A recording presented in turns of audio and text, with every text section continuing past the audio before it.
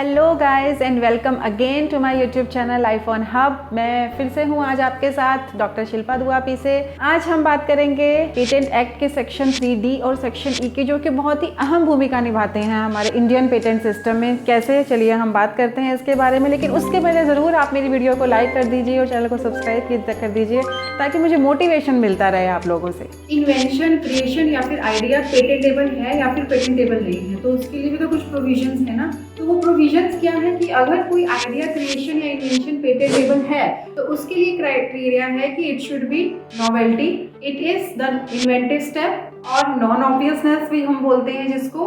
और थर्ड है commercial applicability की अगर कोई इन्वेंशन या फिर क्रिएशन या फिर आइडिया अगर कमर्शियली उसका यूज नहीं है तो उसको भी पेटेंट नहीं मिल सकता है एज पर Indian scenario. Indian patent act 1970 जो कहता है उसकी रिक्वायरमेंट ये है, ठीक है। और नॉन पेटेंटेबल इन्वेंशंस में क्या आते हैं कि जो भी चीजें आएंगी under section 3 and 4 that are non patentable. अभी सेक्शन 3D क्या कह रहा है कि near discovery of new product of a non substance is not applicable for patent और फॉर ग्रांटिंग द पेटेंट। अभी इसका क्या मतलब है कि कोई भी अगर पेटेंट ऑलरेडी अवेलेबल है और उसमें कुछ मॉडिफिकेशंस करके या फिर कुछ एडिशंस करके अगर एप्लीकेंट चाहता है कि उसे फिर से उसका पेटेंट लिया जाए तो वो एप्लीकेबल नहीं है। इसका एग्जांपल क्या है, सपोज वॉशिंग मशीन। अभी वॉशिंग मशीन का काम क्या है, कपड़ों को धोना। पर्टिकुलर टाइप के जो ब्लेड होते हैं वो ब्लेड जब रोटेट होते हैं तो उसके साथ कपड़े रोटेट होते हैं और इसलिए वो कपड़े को क्लीन करता है। ये हो गया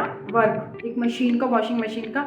लेकिन अगर कोई दूसरा पर्सन आता है या फिर वही एप्लीकेंट बोलता है कि नहीं, हम तो इसमें अभी कपड़े धोने के साथ साथ इसमें अगर हम शूज भी धो लें तो इसको तो हम पेटेंट लेना चाहते हैं, लेकिन अभी क्या ये एप्लीकेबल है? ये एप्लीकेबल नहीं है। क्यों नहीं है? क्योंकि ये सिर्फ नया यूज है उस ऑलरेडी एग्जिस्टिंग थिंग का, जिसपे कि ऑलरेडी पेटेंट लिया गया है। सपोज वॉशिंग मशीन कपड़े धो रही है, लेकिन अगर वो घूम के अगर रोटेट होगी, अगर उसमें आप कहेंगे कि शूज का हमको उस पर पेटेंट लेना है कि उसमें शूज भी वॉश हो सकते हैं, कि no, that is not patentable. और यही बोलता है सेक्शन 3D। अभी सेक्शन 3D को हम एग्जाम्पल से एक्सप्लेन करते हैं कुछ फार्मास्यूटिकल्स के, क्योंकि it's easy to understand in that way. अभी सेक्शन 3D में क्या है कि एस्टर्स, सॉल्ट्स, ईथर्स, पॉलीमॉर्फ्स ये अलाउड नहीं है पेटेंट के लिए, जो कि सेक्शन 3D के पार्ट है। क्योंकि अगर कोई ड्रग है, सपोज अगर हम एक एग्जांपल लें ड्रग का, जैसे कि इमेटिनिब मिसाइलेट। अभी इमेटिनिब मिसाइलेट ये केस है Novartis versus union of India का। इन 1980 का ये केस है। नोवार्टिस ने एक ड्रग डिस्कवर की थी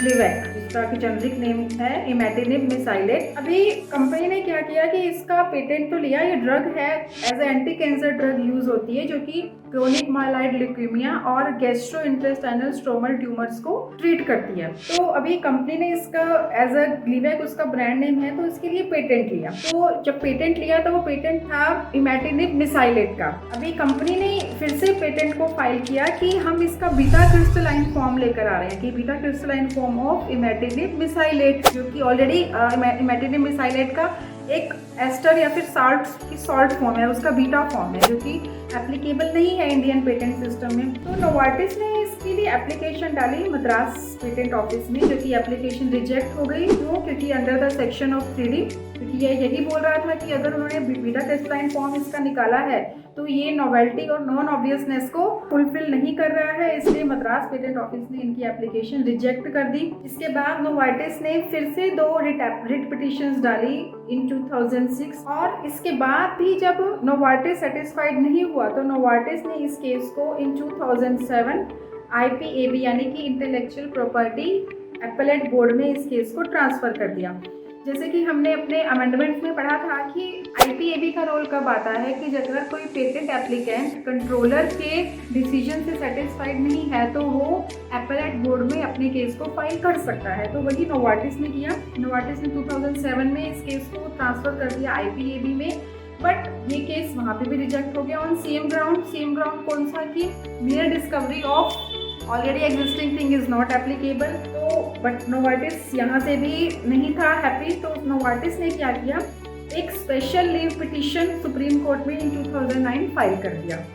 लेकिन अभी फाइनली इन 2013 में सुप्रीम कोर्ट ने भी इस केस को रिजेक्ट कर दिया और उनकी एप्लीकेशन को, उनकी अपील को रिजेक्ट कर दिया। क्यों? क्योंकि क्योंकि सुप्रीम कोर्ट का भी यही कहना था कि जब ऑलरेडी इमेटिनिब मिसाइलेट ऑलरेडी अवेलेबल है एज अ पेटेंट करके, और उसका अगर पेटेंट एक्सपायर होके अगर वो बीटा क्रिस्टलाइन फॉर्म का पेटेंट लेना चाहते हैं तो वो नॉट एप्लीकेबल। क्यों?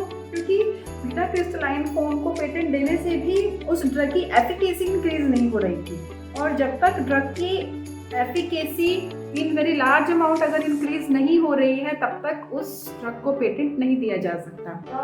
अब ये नोवार्टिस के केस से ये तो क्लियर हो गया था कि इंडिया में एवरग्रीनिंग के सिस्टम को मोटिवेट नहीं किया जा सकता, क्योंकि एवरग्रीनिंग के सिस्टम से क्या हो रहा था कि कंपनीज की मोनोपोली एक्सटेंड हो रही थी, जिससे क्या हो रहा था कि प्राइस रिड्यूस नहीं हो पा रहे थे। और इंडियन पॉपुलेशन के हिसाब से देखिए तो अगर किसी प्रोडक्ट का प्राइस अगर रिड्यूस नहीं हो तो बहुत से लोग उसे अफोर्ड नहीं कर पाते हैं। और इसी को हम एक दूसरे एग्जाम्पल से लेते हैं, रोशे फार्मास्यूटिकल कंपनी की ऑलरेडी ड्रग की मार्केट में जेंसिक्लोविर, लेकिन कंपनी ने इसका दूसरा प्रोड्रग और क्रिस्टलाइन फॉर्म वेल जेंसिक्लोविर मार्केट में लॉन्च किया। क्यों लॉन्च किया? क्योंकि जेंसिक्लोविर की बायोअवेलेबिलिटी अगर वो इंट्रावेनस रूप से दी जाती थी तो उसकी बायोअवेलेबिलिटी थी 9.9%, लेकिन अगर वेल जेंसिक्लोविर को दिया जा रहा था तो उसकी बायोअवेलेबिलिटी हो रही थी 41.6%, जो कि बहुत ज़्यादा थी। और ये 41.6% बायोअवेलेबिलिटी आ रही थी ओरल रूप से, जो कि बहुत ही ज़्यादा था और बहुत ही अच्छा था, क्योंकि बायोअवेलेबिलिटी मीन्स कि अगर ड्रग को एडमिनिस्टर किया जाता है या फिर बॉडी एब्जॉर्ब कर रही है उसकी, तो उसका कितना फ्रैक्शन उस पर्टिकुलर टारगेट पे जाके अपना एक्शन शो हो रहा है। और वेल जेंसिक्लोविर जो कि एक एंटी HIV ड्रग थी, तो अभी बायोअवेलेबिलिटी उसकी इंक्रीज करना बहुत जरूरी था। और जब बायोअवेलेबिलिटी या फिर अगर किसी ड्रग की एफिकेसी एकदम से इंक्रीज हो रही है तो ऑब्वियसली पेटेंट मिलना उसको जाहिर सी बात है। इसलिए वेल जेंसिक्लोविर एक क्रिस्टलाइन और प्रोड्रग फॉर्म था जेंसिक्लोविर का, उसे पेटेंट प्रोवाइड किया गया था, रोशे को इसका एक पेटेंट प्रोवाइड किया गया था।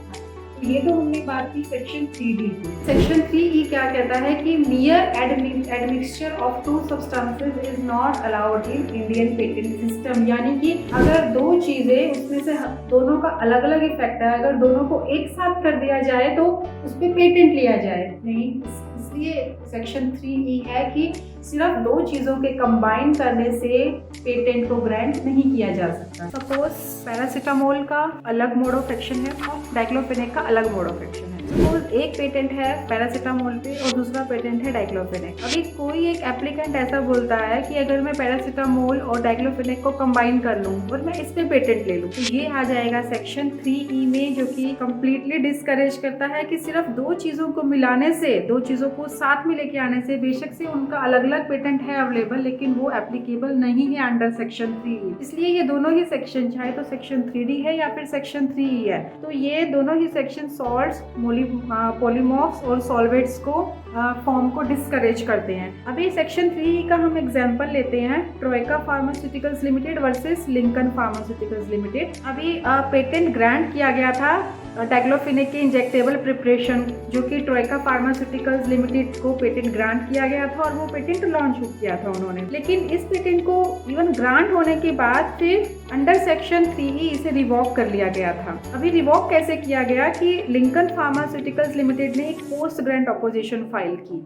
अभी उस पोस्ट ग्रांट अपोजिशन में उन्होंने क्या किया कि जो ये इंजेक्टेबल प्रिपरेशन ऑफ डिक्लोफेनेक को पेटेंट प्रोवाइड किया गया है, तो ये तो सेक्शन 3E के अंडर में आ रहा है, मीन्स इन्होंने इसके सॉल्ट्स फॉर्म को जस्ट एडमिक्सचर कर लिया और उसका पेटेंट ले लिया ट्रोइका फार्मास्यूटिकल्स में, जो कि प्रोहिबिटेड है under the section 3E of Indian patent act. इसलिए इवन ग्रांट होने के बाद भी इस पेटेंट को रिवोक कर लिया गया था under section 3E by the Indian patent office. ये तो बात थी हमने सेक्शन 3D और सेक्शन 3E। अगर इससे रिलेटेड और भी कुछ क्वेरीज है आपको या फिर और कुछ आप पूछना चाहते हैं तो प्लीज कीप ऑन कमेंटिंग मी, और या फिर आप कोई और टॉपिक अगर चाहते हैं कि क्लियर करूँ मैं आपका, तो आप प्लीज मुझे कमेंट करके उस टॉपिक का नाम बताइए और डेफिनेटली मैं नेक्स्ट टाइम इस टॉपिक को एक्सप्लेन करने की पूरी कोशिश